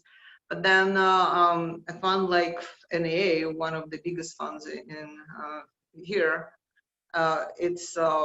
they are partnering, for example, with a media production company, and they're starting a new fund. I don't know, it's 300 or 400 million for the early stage deals. It's a pretty big number. And they will develop content and media, right? Because if you look at the live events, they probably will not be happening anytime soon. But then what do people do? They still want that entertainment. So I wouldn't say all of a sudden, but it's the 3rd month of a lockdown, so it's not all of a sudden. But the gaming industry is booming. The content producing industries are quite popular. And as long as the company, a startup, can reevaluate its business model and understand the reality and understand that you'll be selling into the market that, well, forget normal, there will be a new normal, but you need to be aware of where you are. And maybe if you were developing a product and you were thinking of your own manufacturing capabilities, well, forget that, because manufacturing hardware is something that we really need to go evaluate in person. And if you're looking for VC money, it has to be, you have to be like realistic. What can you evaluate if you didn't visit it in person? Now, this particular session is in Chicago, and I happen to be in Chicago several times. And I know that the ecosystem, the innovation ecosystem is quite strong there. And it benefited, again, I won't argue with the locals, but I understand that the Pritzker initiatives helped a lot for introducing business-friendly legislature. There are all kinds of incubators, accelerators. So what I did, I looked up companies that were invested in that area recently, and recently being like recently, 2-3 weeks ago. And surprise, surprise, of course, it's a digital health, right? Medical device. The company like Time.Health just got a round of $5 million 3 weeks ago, and it offers virtual care management for healthcare providers. Then there is a company, 3D printing, Azul 3D. So they got pretty decent. They got 8 million also last month. You know, interesting enough, I don't know how this got in. I'm not making it up. Black Buffalo, they got $10 million funding, and they make a smokeless tobacco dipping alternative that still has nicotine. Oh my God, right? Here we are trying to talk about impact investments and how our lives should be better, and the investments have to be, well, not just, of course, you're making money first, but then you have to care not just about the environment, but about the way we live. And then we have an investment like that. So what I'm saying, there are all kinds of investors. Somebody wants to save the planet, somebody wants to entertain the audience, and somebody wants, you know, dipping tobacco. So company Talk got 10 million, and it's a reservation startup. And they started as, that would be an example of a good pivot. So they were a reservations company, and yes, and remember, I just picked some companies from the Chicago area because I thought it would be relevant to our today's session. So they were arguably in the industry which was hit the hardest, that is the travel industry. So what did they do? Instead of being reservations for travel, they pivoted, and now they pick up and delivery to the restaurants company, and they got around $10 million. So anyways, I can, you know, go on, but I would stop here. And if people have questions, I'll be happy to answer, or we can have a dialogue, argue, you know, agree, whatever. I'm stopping here. Back to Anastasia. Thank you. Thanks, Sasha. Thanks for joining us and for such interesting information. Everybody, welcome to say anything. Your thoughts? Yes, how is it looking from Chicago? Because Sasha right now is in Bay Area. Maybe it's from Chicago's perspective of view, it's kind of different. What do you mean different? The companies I've just mentioned, they are from Chicago.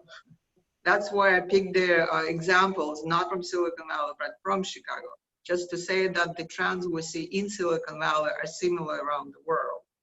So if people want to argue with me, let's argue. I agree. Sasha?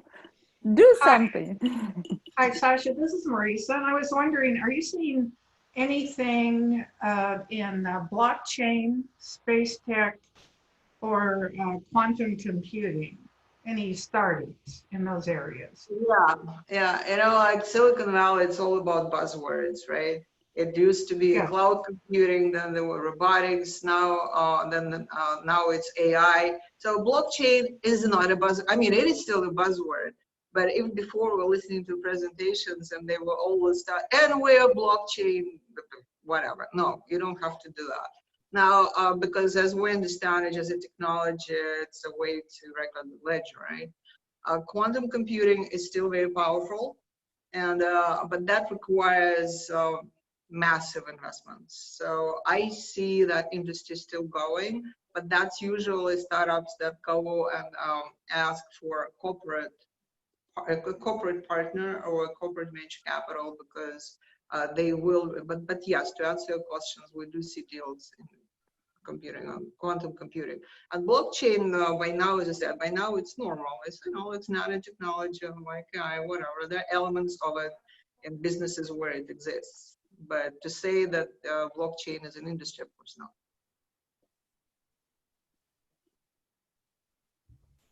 Yeah.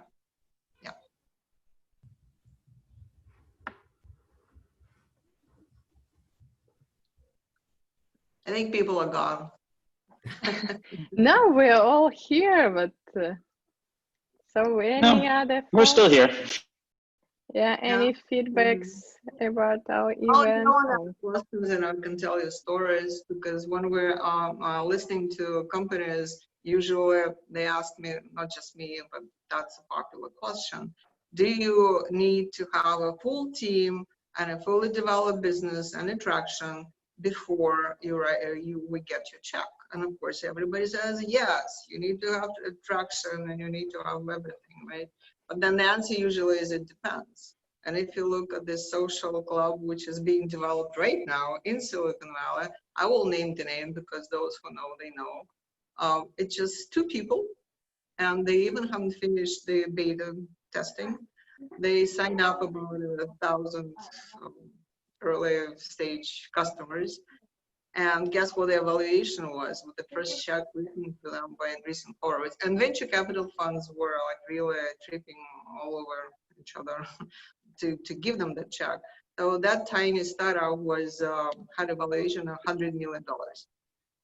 $100 million, right? So it's, again, it depends, because they think that it would be a new social network, which is voice powered, and you'll go into private rooms, and people need that. Just an example.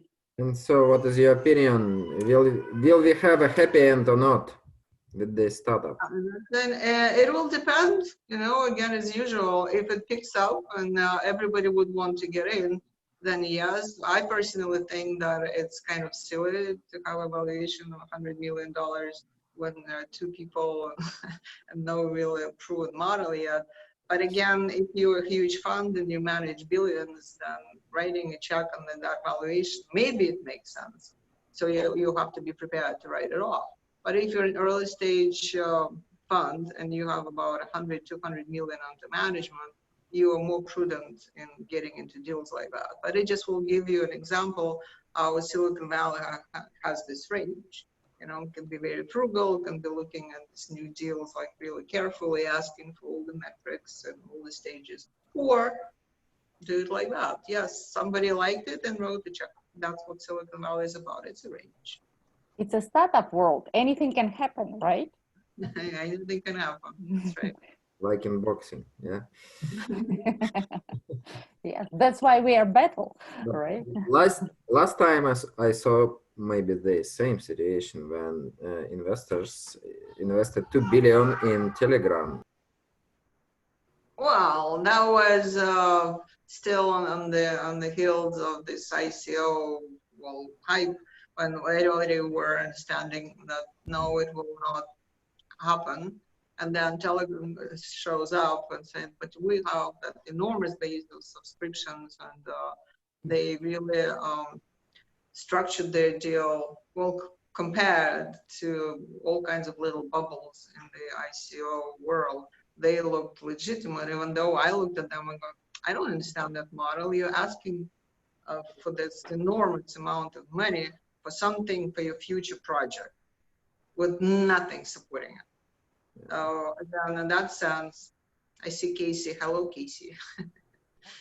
Hey, Shasha, you have such an impressive record. Why don't you give 2 examples of one company you invested in and one deal you passed? And the second one, what I want you to talk about. Yeah, no, that's not a fair question. We want to say that it's all peachy here. We know what we're doing. Yeah. Well, Casey is referring to an epic opportunity to be one of the first investors in Skype. When it made no sense. It just made no sense. There was guys somewhere in Europe. They were not allowed to come to the US. And yeah, and then technology went, what? Doing what? You're doing, what is Skype? So it was crazy. So anyway, there was an opportunity to invest. And when, because after that, you look at new technologies, even if it didn't exist before, you don't automatically dismiss. And that's what I was telling myself. So when that particular founder wanted to do the cloud computing before the term existed, and the way she was explaining, like, there will be one computer talking to another computer, there will be idle time, and then we'll go somewhere. Made no sense at all. But at that point, I really took it seriously. And yeah, 10 years later, it was a happy exit. And they even had an IPO on their trading on Nasdaq. So just to say that, I wouldn't say like never say no. If you feel strongly it's a no, then it's a no. But if it's something only because it hasn't happened before, then take it seriously because it might be a birth of a new industry.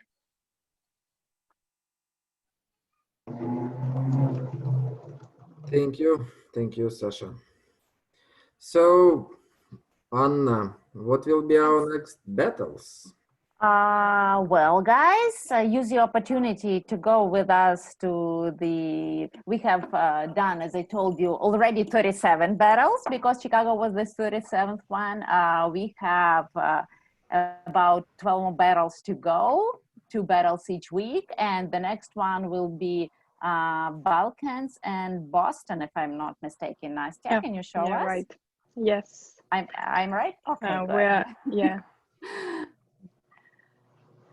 That's wonderful. So everybody is welcome to join us for Yeah, the looking forward to battles. see We're you still all. having some preliminary battles in some parts of the world. And of course, everybody is welcome to join us for our Unicorn Cup finals.